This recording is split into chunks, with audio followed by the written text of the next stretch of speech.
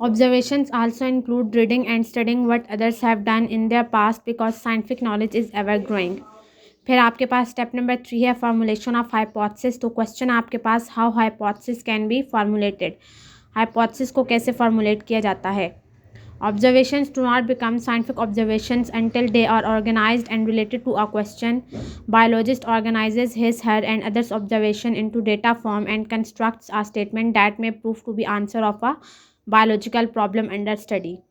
This tentative explanation of observations is called hypothesis. It may be defined as a proposition that might be true. A hypothesis should have following characteristics. तो नीचे देखें आपके पास question लिखा हुआ है write on the characteristics of hypothesis. Hypothesis की characteristics क्या हो सकती हैं। It should be a general statement, ये एक जनरल स्टेटमेंट हो सकती है। It should be a tentative idea. What does tentative means कि ये बदलने वाला है, चेंज हो सकता है। It should agree with available observations. Hypothesis जो है वो अवेलेबल ऑब्जर्वेशंस को मद्देनज़र रखते हुए ड्रॉ की जाती हैं। It should be kept as simple as possible, जितने सादा होंगी हाइपोथेसिस उतना ही बेहतर होगा। It should be testable and potentially falsifiable. In other words there should be a way to show hypothesis is false, a way to disprove the hypothesis.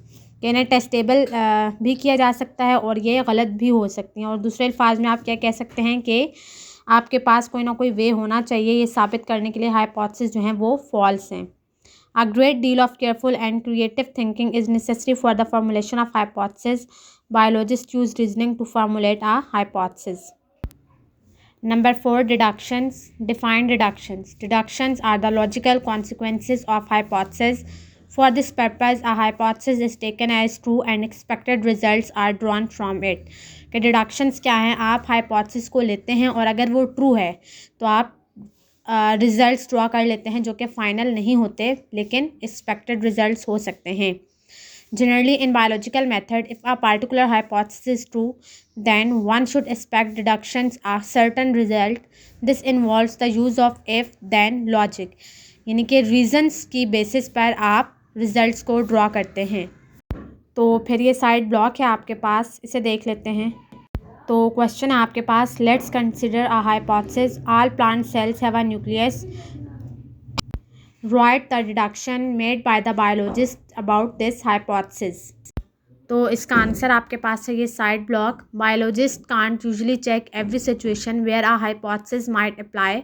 Let's consider a hypothesis a plant cells have a nucleus. Biologists can't examine every living plant and every plant that has ever lived to see if this hypothesis is false. Instead, biologists generate deductions using reasoning.